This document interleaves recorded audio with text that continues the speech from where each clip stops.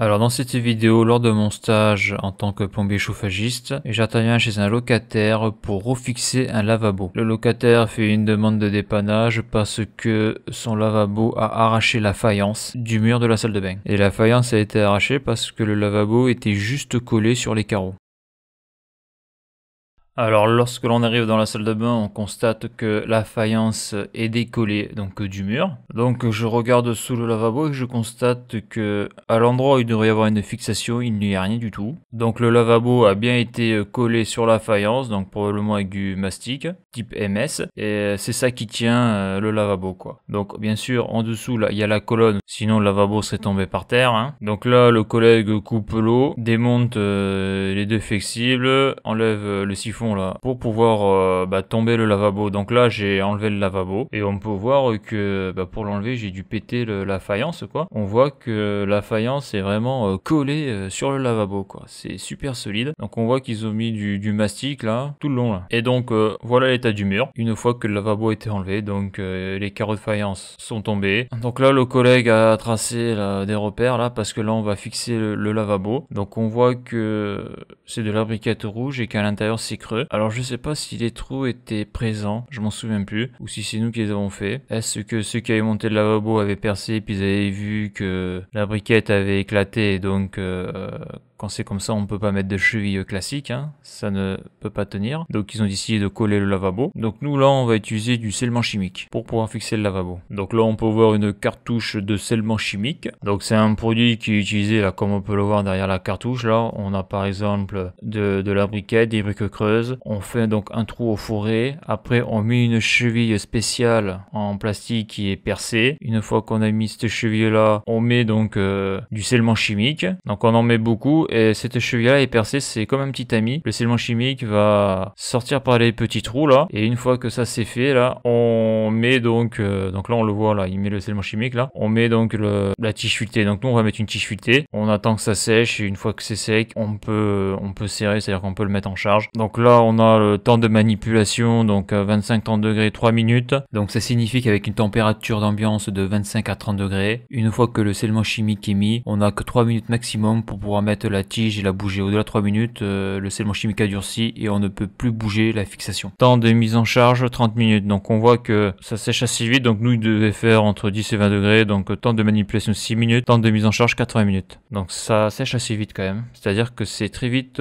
fonctionnel. Donc là ce que je monte là c'est cette cheville spéciale là. Donc là on l'a coupée parce que la cheville est très longue et on n'a pas besoin de toute la longueur. Donc on voit que là il y a des petits trous un peu partout là. Donc lorsque l'on va mettre cette cheville dans la briquette, lorsqu'on va mettre le scellement chimique là, donc ça ressemble un peu à du silicone gris quoi. Le produit, le scellement chimique va sortir par tous les petits trous là, ce qui fait que ça va retenir la cheville dans la briquette. Alors j'appelle ça une cheville pour scellement chimique, mais on peut aussi appeler ça un tamis. Donc là on le voit bien là sur cette photo. On a mis la cheville, on a injecté du scellement chimique et on voit que ça sort là par les petits trous qu'il y a dans la cheville. Donc ça une fois que ça va sécher, ça va faire comme des petits crampons, ça va bloquer la cheville avec la brique. Et bien sûr avant que ça sèche, on met donc la tige. Donc ça ce sont des fixations de lavabo. Mais souvent on utilise de la tige fuitée, ce genre de choses. Et une fois que c'est sec, après ça bouge plus. C'est-à-dire qu'une fois que c'est sec, eh bien c'est tellement résistant que la tige là ne sortira plus du scellement chimique. Si ça doit sortir, ça sera donc la tige avec la cheville et un bout de la brique cassera. Ça arrachera tout. Donc c'est très solide une fois que c'est sec ça. Donc un petit zoom là sur cette cheville là. Donc là on voit la cheville. On voit que le scellement chimique sort par les petits trous là. Et là on a mis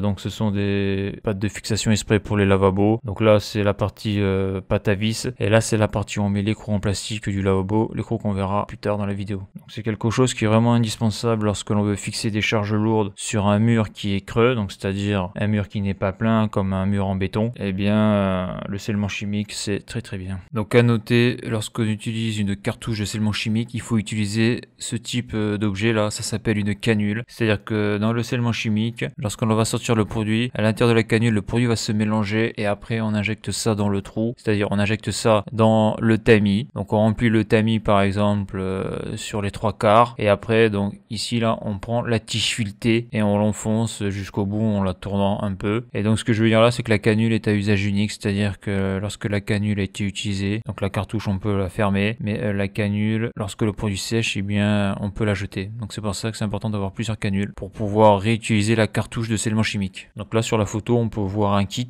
pour le scellement chimique. Donc là on a 2 canules, 4 tiges filetées et 4 tamis ou 4 chevilles pour scellement chimique. Donc à noter là, ce qui était bien là où j'étais quand même, c'est que le gars il avait quand même un perfo sur batterie. Donc c'est très pratique lorsque l'on fait du dépannage, hein, lorsque l'on va dans un appartement, surtout lorsque l'on travaille seul. Donc là le collègue, la majorité du temps il travaille seul. Ça évite de se faire chier à prendre la rallonge et à la monter à l'étage. Donc un perfo sur batterie lorsque l'on travaille seul ou lorsque l'on doit monter des étages, et encore plus qu'il n'y a pas d'ascenseur, c'est vrai que c'est très pratique, ça permet de ne pas prendre une rallonge. Et c'est vrai qu'une rallonge c'est lourd, ça prend la place et donc ça peut éviter de faire un aller-retour au fourgon pour prendre ce type d'appareil là. De plus, lors de mes différentes interventions pendant mon stage, j'ai pu constater que dans les appartements où il n'y avait pas de locataires, c'est-à-dire les appartements qui n'étaient pas loués, il n'y avait pas d'électricité, il y avait juste de l'eau. Donc bien sûr, avant de remettre le lavabo, il va falloir mettre la faïence, mais aussi il va falloir enlever les carreaux qui sont collés sur le lavabo. Et il va falloir enlever ce mastic là, tout ça là, toute cette partie blanche, il va falloir l'enlever. Donc ça a été assez galère à faire, hein, c'est moi qui l'ai fait, parce que c'est vraiment super bien collé quoi, ça bouge pas quoi. Il faut vraiment forcer pour enlever le carreau du mastic qui est sur le lavabo. Donc là j'ai quasiment fini d'enlever toute la colle, là, tout le mastic là, et donc le lavabo est pratiquement prêt à être posé sur les tiges qui sont dans le scellement chimique. Donc là ça se présente comme ça. Le collègue ici là va poser de la faïence, donc il va mettre de la colle, il va poser des carreaux, donc je crois que c'est du 10 par 10 de couleur blanche. Donc là il a mis la colle et il a utilisé un peigne à colle. Et donc là il a commencé à poser les carreaux. Donc ce qui est marrant c'est qu'il avait sur les anciens carreaux en tout cas il avait récupéré les petits croisillons là. Donc après avoir posé la faïence il faut aussi faire les joints. Donc là bon le temps de séchage n'est pas respecté hein, parce que tout est enchaîné là. En tout cas là on voit que ça commence à prendre forme. Et donc ce que l'on va faire pour soutenir le lavabo, dans un premier temps on va mettre la colonne de lavabo là. Donc la colonne qui est ici. D'ailleurs on peut voir ici là le kit de fixation pour lavabo. Donc ça s'achète à part. Donc nous on en avait dans le fourgon là. Donc c'est vendu avec cheville, l'écrou là que je vais montrer après en plastique et avec ces tiges, la tige fuitée comme ça pour mettre un écrou et de l'autre côté du fuitage type pâte à vis là. Donc là on a posé le lavabo. Donc on a dû enlever la colonne. D'ailleurs la locataire voulait qu'on mette son meuble sous le lavabo, ce que l'on va faire après. Donc là on voit l'évacuation des eaux usées. Ici là il faut refaire l'étanchéité de la bonde. Donc pour fixer le lavabo on utilise ce type d'écrou en plastique, cette rondelle qui est fait pour. Alors la matière de l'écrou n'est pas en plastique, la matière est en nylon. Là on peut voir de l'autre côté, hein, c'est avec cet écrou en plastique là, donc on met la clé et on serre dans le sens horaire. Donc là on peut voir le fond du lavabo, donc là il manque la bonde là, la bonde à visser. Donc ça c'est la partie qui va être en haut du lavabo, ça c'est la partie qui va être dessous le lavabo, donc ça c'est la bonde, et là après on va mettre le siphon. Donc là le collègue il met du silicone, ça c'est du silicone, en tout cas ça ressemble à du silicone, pour faire le joint, même si je pense dessous il y a l'ancien joint. Donc après on commence à placer la bonde, donc en haut c'est vissé là, la bonde est vissée à l'intérieur de ça, donc ça fait l'étanchéité avec le joint et le silicone. Après on fixe le siphon là, donc c'est en plus un siphon dont la hauteur est variable, et là il y a cette petite chose là, quand elle est desserrée il y a de l'eau qui coule, donc ça il l'a bien serré tout ça. Donc ça c'est le système qui lève le bouchon là. Donc ils appellent ça un clapet. Et donc ça c'est la rotule avec joint. Ça c'est la tringle et ça c'est la chape de liaison. Et donc ça c'est la commande de vidange. Donc là on a posé le lavabo malgré que la colle de carrelage ne soit pas sec. Hein. C'est-à-dire qu'il faut faire l'intervention tout d'un bloc, hein. On revient pas. Donc c'est du low cost. Hein. Donc là on voit d'ailleurs qu'il y a un petit carreau là qui a bougé là lorsqu'on a posé le lavabo. Donc après là tout autour là il a posé un joint de silicone. Donc la locataire nous a demandé de mettre son meuble. Donc son meuble qu'elle avait laissé sur son balcon. Donc voilà, on l'a fait, on l'a posé, elle était contente. Donc là on voit le résultat quand même fini là. Alors moi je n'ai jamais posé vraiment de lavabo en réel, hein. Donc là je vois ça donc en stage là, et je sais pas exactement le temps de séchage qu'il faut laisser donc pour faire un boulot correct. Donc là le boulot extérieurement bon ça passe, hein, mais bon on voit que les carreaux ont un peu bougé. Et donc je vais rajouter un petit bonus. Alors c'est un appartement qui avait été refait un peu en électricité, donc refait il y a longtemps. Et ce qui m'avait fait halluciner dans cet appartement, c'est c'est ça là. Donc ils avaient mis une moulure là, et là ils avaient laissé l'ancien système d'éclairage, donc je pense que c'est un bâtiment des années 50. Donc là je fais un petit zoom parce qu'on voit les anciens fils électriques là. Alors je crois que ça c'est de la porcelaine, je suis pas sûr. Ça m'avait fait halluciner qu'ils aient laissé ça comme ça. Et là dans une autre pièce c'est la même chose, dans toutes les pièces c'est comme ça. Alors c'est sûr que ça peut servir pour tenir un luminaire, mais bon c'est quand même assez étrange. Et surtout ce n'est plus aux normes, hein. Il faudrait une douille DCL. Et je rajouterai que dans la vidéo plomberie 34